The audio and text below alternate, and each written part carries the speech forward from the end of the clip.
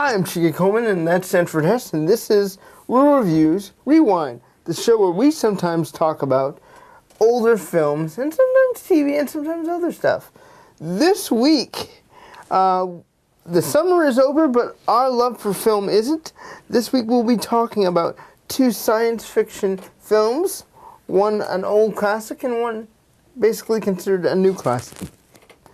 The films are 2001: A Space Odyssey and Moon.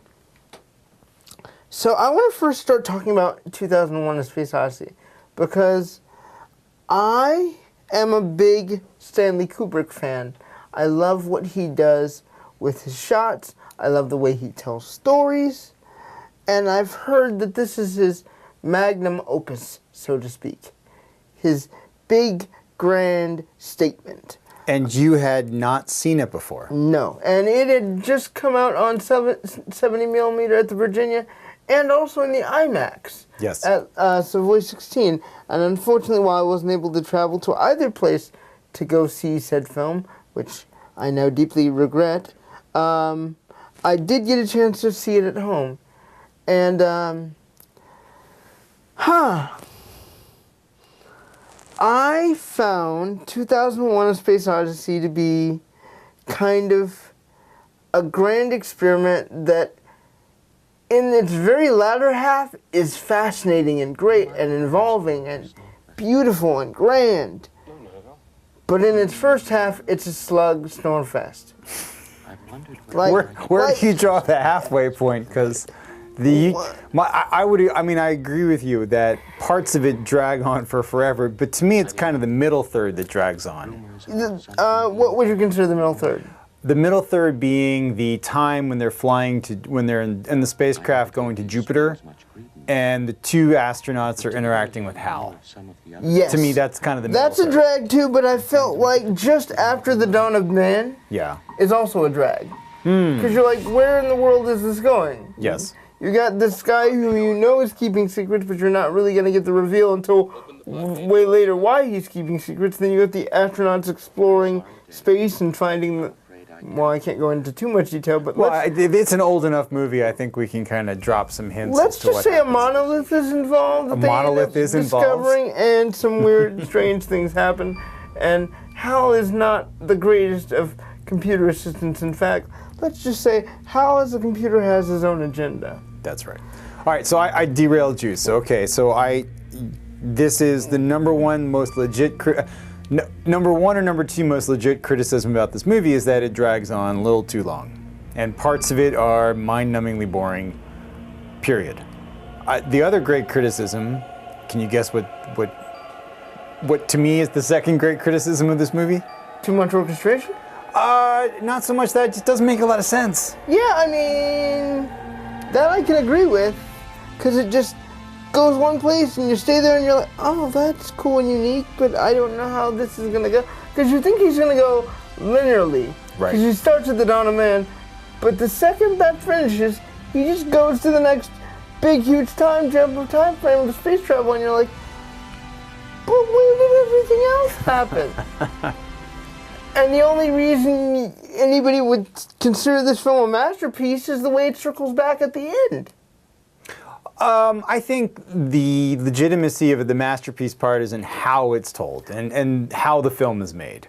Okay, so how the film is told bothers me a lot. Okay. And I'll tell you why. Because the structure is non-linear, you don't really get attached to any of the characters until essentially the last third. I would say you really don't get attached to any of the characters at all. Okay, you get attached to Hal because you wonder what he's up to, but you don't really get attached to anybody else. Okay, when the best character in the movie is the robot, yes. You have a problem. But I will tell you what I love about this film and what made me stick with it. Yeah? Because I really didn't want to, which is why I called you. I was like, oh, what am I doing? What did I make? What did I get myself into? Right, which you ask every time I make you review musical. So now we're there you go. We're even now. Is the shot composition. The shot composition is astounding. Yes. I've never seen a film where it slogs, and I just can't stop staring at the pretty environments he's putting me in. Yes. That's the thing that sells me on the movie. and nothing else other than hell. That's it. But I'm of a younger generation, so maybe I'm missing the point. Sanford, why don't you tell me what your thoughts are on seeing 2001: A Space Odyssey? And you actually saw it in the theater, so tell me how it felt for you. So I saw it in the 70 millimeter. So Yes. that sets off one set of emotions for me. But I'll talk first about, this was the third time or so I've seen it. And I also did some research before this one, just sort of, I wanted to better understand the differences between the book and the movie, and I'll come back to that. But this is a movie that rewards repeat viewings, which is a lot to ask of a 3+ hour movie. It's 2 hours and 26. Oh, 2:26? From the one I got. All right. Yeah, 2 hours and 26. Yeah, the one I saw had an intermission, and and there was an overture too. Okay, so let's talk about that experience. Seeing this at the Virginia, they started the film by not opening the curtains, but playing sort of the overture music, which was really a cool effect. Although I could tell the audience was getting restless after about 5 or 10 minutes of this. But the overture itself only lasted, and I took note of this, 2 minutes and 58 seconds. Before the MGM... It had to have been longer. They must have played some other piece as well, just sort of pre-movie. They must have. So they really did a great job on the spectacle of it. Then the 70 millimeter part comes in, and so here's a former projectionist sort of just keying off this for a moment. The difference about film versus digital projection is most noticeable in how the color black comes out. Because when you're projecting digital light, it's hard to make the color black because you're combining lights to make black. Yeah. So if you look at a movie, and if you go see a movie that has a lot of shadows and things like that, if you look carefully at a digital projection, the blacks are kind of greenish or tinted different colors. Agreed. But when you see film, it's projecting white light through film, and the film blocks out the light. So what you get is a much more inky black. And when you see the shots of the sky at space with this just kind of pure black with just the white pinpricks of the stars, it's just, oh, what a beautiful sort of feeling to see. Plus, the other part, and this is not so much the 70 millimeter, just the big screen aspect. Some of the shots have, and I don't know necessarily how we did this in the time frame they were making this in the mid 60s, but there's 68. Yeah, well, it came out in 68. They were making this movie for several years. Oh, geez. Yeah. There's shots where you sort of, it's like inside of a spacecraft, and there are little windows and people doing things in the windows. Yeah. And when you see it on this giant screen, you can really appreciate the detail that they took to include all that other stuff going on within these little windows inside of the screen. But I don't know on TV at home if you were able to even perceive. I could still see it. Okay. So it's especially when he made that call to his daughter. Yeah. That was readily evident, and I'm like, that's a really nice touch. And if I were watching that in the theater, I'd be like, oh. Yeah. Like, yeah. I may not be a star of the movie, but I'm in a really important movie because I'm doing the background stuff. So those, to me, those now the movie itself and making sense. So this was some interesting stuff I read about right before I saw it. Yeah. I sort of assumed that it was a book that was turned into a movie, but it wasn't. It was a story that he and the author of the book came up with together. Yeah. And then connectively. And then they kind of went off in two directions, and Arthur C. Clarke wrote the book and Kubrick made the movie. But to me, the big problem with the movie is that it assumes you've sort of read the book and know the story. Because a lot of these things that happen in the interior mind of the characters is not really clearly displayed in the film. And that's where the way to see this movie is probably, ideally, read the book, then see the movie, or maybe see the movie, talk to somebody who has read the book, and then see the movie again. Because it does make a lot more sense when you sort of understand the context of the decisions the characters make. Gotcha.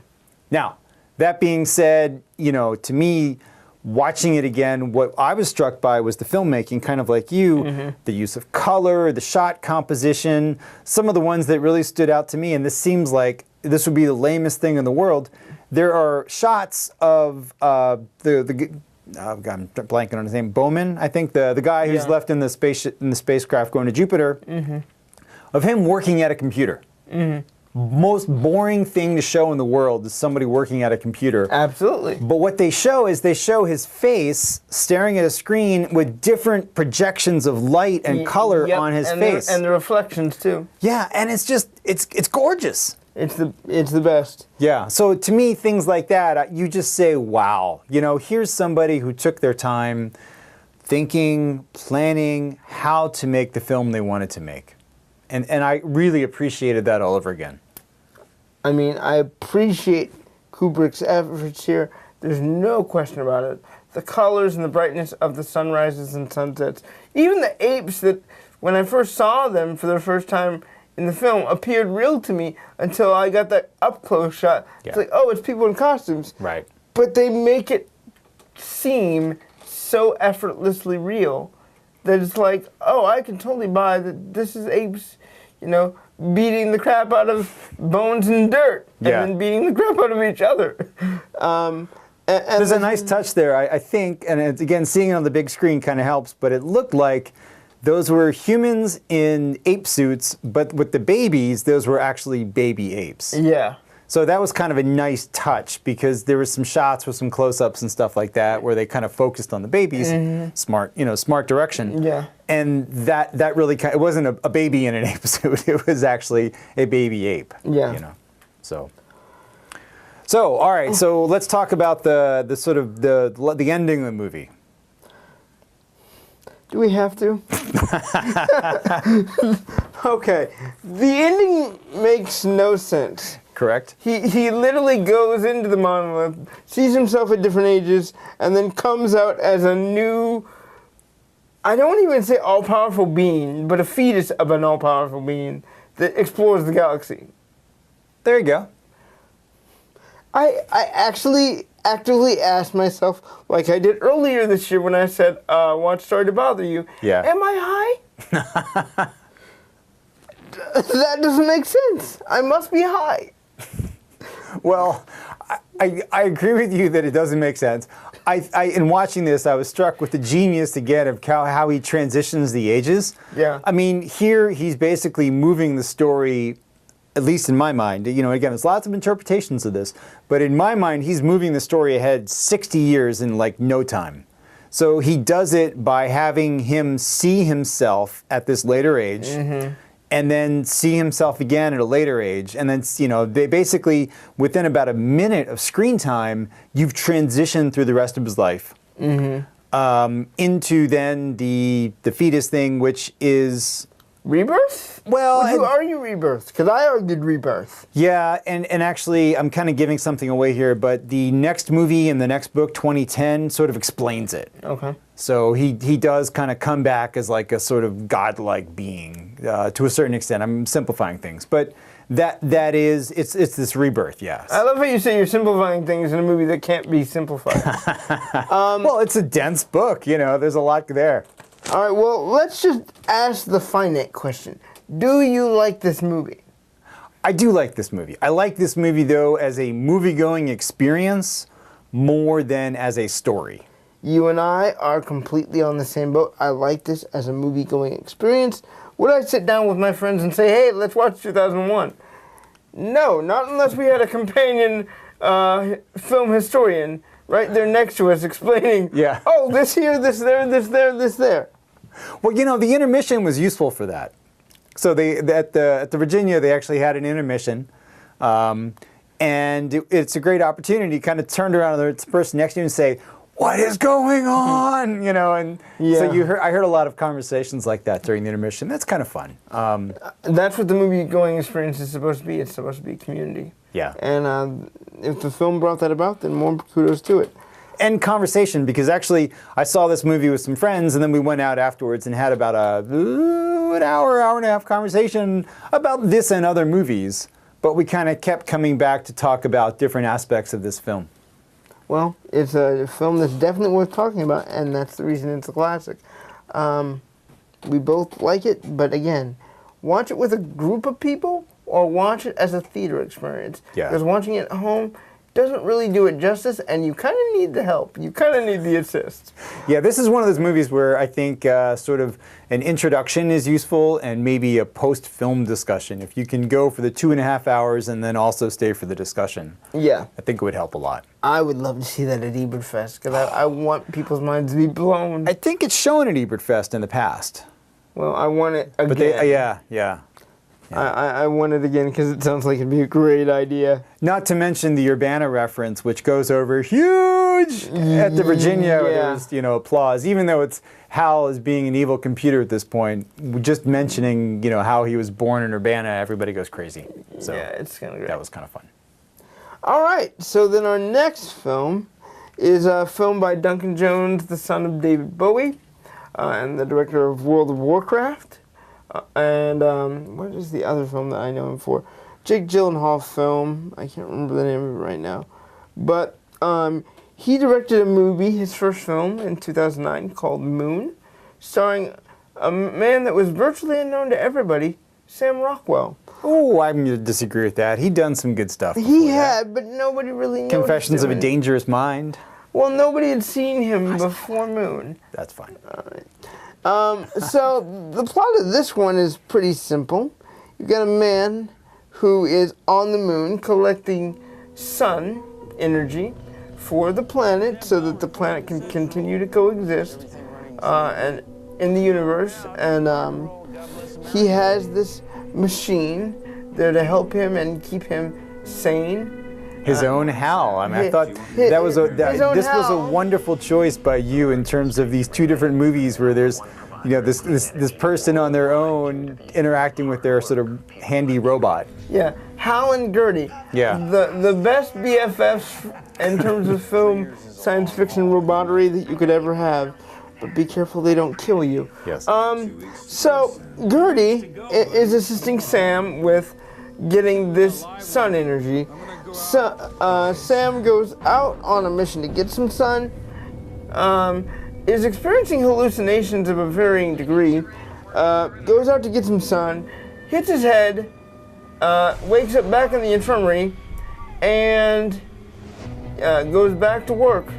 But Gertie won't let him leave the infirmary, really, so he doesn't really get to go back to work right away. He makes a problem that he has to go out into his spacesuit to fix, and when he goes out there, he finds another human being out there who looks exactly like him. Now, keep in mind, Sam has been on this journey for 3 years. Right, I think that's an important point up front, is that he signed up for a 3-year sort of tour, and he's almost at the end of his 3 years at the beginning of the movie. He's only like 2 weeks to go. Right. So he finds this new person, they revive him. And he turns out to be his identical twin. Twin, in a way. And so... You're struggling with how much to tell about this movie. Madness ensues. It's been out for a few years, come on. Madness ensues because of the twin thing, because, surprise, surprise, this Sam is not a twin, but a clone. And he has only been in the mission for 3 days, whereas Sam has been in the mission for 3 years. So Sam from 3 years is having trouble reconciling with Sam from 3 days. And together, the two of them basically figure out that the company that they work for has been messing them over for quite a long time. In the sense that every time Sam has an accident, a new clone is produced. And that's how they keep their costs down, is that these clones keep harvesting, and the actual Sam is down on Earth with his family. So many different questions I have for this. I love this movie, first of all. I love that Sam is able to outsmart the company that he works for. I love the interaction between the two Sams, even when they're fighting and wanting to beat the crap out of each other. Right. I love, and I'm going to say this begrudgingly because I know how much trouble he's in. I love Kevin Spacey in this movie. Kevin Spacey plays Gertie the robot. Yes, Gertie the robot. Voices, I guess we should say. Yeah. And it's profound what they're able to make this film into. It's like a weird version of Primer without actually being Primer. Primer? I'm not sure if I'm Time Machine movie, from independent film from like Okay. 10 years ago. We'll watch it at some point. Yeah. Basically, the weird thing for me is, so when Sam Rockwell, Sam, Confusing, I know. yeah, the original Sam from who's been there for 3 years, sees the video of his wife. I need to ask you this. And she's all hopeful and upbeat, and the video skips. That's because Gertie cut the tape out, right? Ooh. Why? So you're asking the question is why does the video skip? Yeah. I did not necessarily think that. I guess my thought process was more simpler that this video had been edited before he saw it, and so it wasn't really kind of a sequential live link. It was. But that can't be true because later on, the other Sam, the younger Sam, watches the same clip, and it's basically the wife calling for divorce. Oh. So maybe I overlooked that detail. So you're saying that the first time there was a piece cut out by Gertie, that when they show the same clip again later, the piece is in there? Correct. Ooh, I didn't notice that. So, I feel, and the other thing is, I'm weirded out by the passage of time in this movie. Okay. Because at the beginning of the film, actually, do we even know how much time passes in this movie? He says he's been here for 3 years, but now we know that that's not accurate. He's probably been there for 3 years in his mind, but in reality, time is continuing to move. My interpretation of that, and this is sort of an assumption, because near the end of the movie, the 3-year Sam is sort of falling apart. Yeah, he is. So I kind of got the read on it that maybe the life of these clones is only about 3 years, and that probably it really is 3 years because he's doing things like marking off days. Yeah, I get that, but that then at the end of 3 years, they tell him he's coming home, and then they bring in the new clone. So I guess in my mind, the time span of this movie probably is about close to 2 weeks.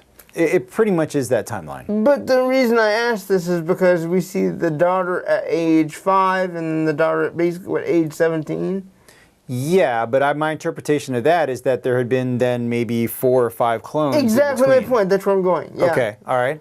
So I love that aspect of it where you can't really tell what the linear time of this is. Like, when did original Sam go home? Ah, was he ever there? Was he ever there? Or did they just send a clone down?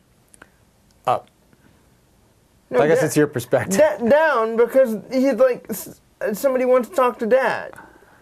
Yeah. No, my impression of that was that that was the real original person. Yes, that's what. With the daughter who's 17. So when did they put him, original Sam, back down to Earth? I don't think he was ever on the moon. I think they cloned him and then sent the clones up. At least that's my interpretation. God, if that's true, that's awful. Why?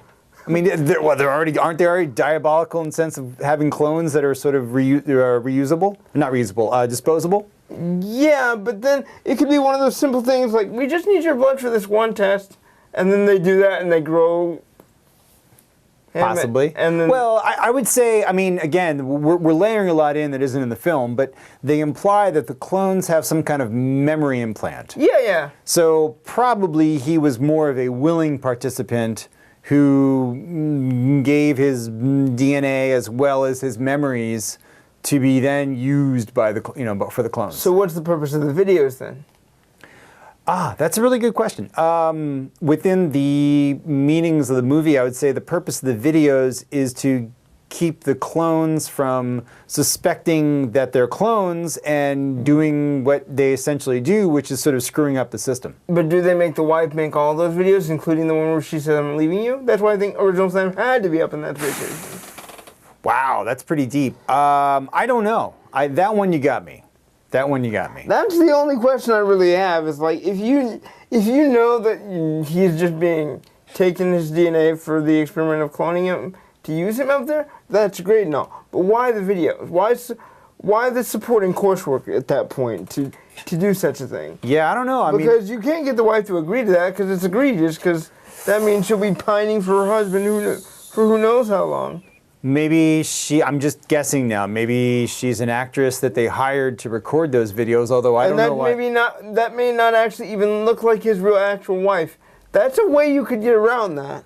I don't know. I mean, sometimes you have to sort of release a certain amount of real worldness of films. I would say in this case, one of the other things they don't really get into is, they're recording these back and forth conversations. They're not live conversations. Right. They're I record my piece, you send your piece. She seems to be reacting to his stuff more or less. And that's the other reason why I'm like, why? What is unless you sign a contract like, hey, I'll make these loving videos for... I'll make like 500 different videos and you can play the ones that you want in that context. But I mean, you're right. There's a lot going on there in terms of why are they going to all that effort when really at the end of the day, he's just a clone that they can, if he starts to rebel, they can just and then start over with a new one. Yeah. But we've now just hit on the head why I love this movie. Why did you love the movie? We haven't gone into your piece yet. We only have a few minutes left. I would say I like this movie a lot. I wouldn't say I love this movie. This movie, first of all, is grounded in an amazing performance by Sam Rockwell. Yes. So I really appreciated how he carries this film on his own. And in the scenes where he's sort of interacting with himself, forget about the body double part, just in the sense of acting these two different versions of the same character, I really enjoyed that. Yeah. I also, this is interesting because here I watched 2001 and I'm thinking about the technology and I'm like, wow, yeah, they really thought this through with the Velcro shoes and the things like that. Then I'm watching Moon and I'm seeing this guy who gets in this Land Rover and takes his spacesuit off and then he crashes into stuff. I'm like, oh my God, this technology is horrible. Why did they put anybody on the moon with such horrible technology? And then later in the movie, I'm like, oh, because they don't have to worry about it because he's expendable. Although he does crash one of their mining units. So to me, again, it's kind of like, they should have a better system than the guy just kind of driving blind in the dust trying to find the mining thing and crashing into it.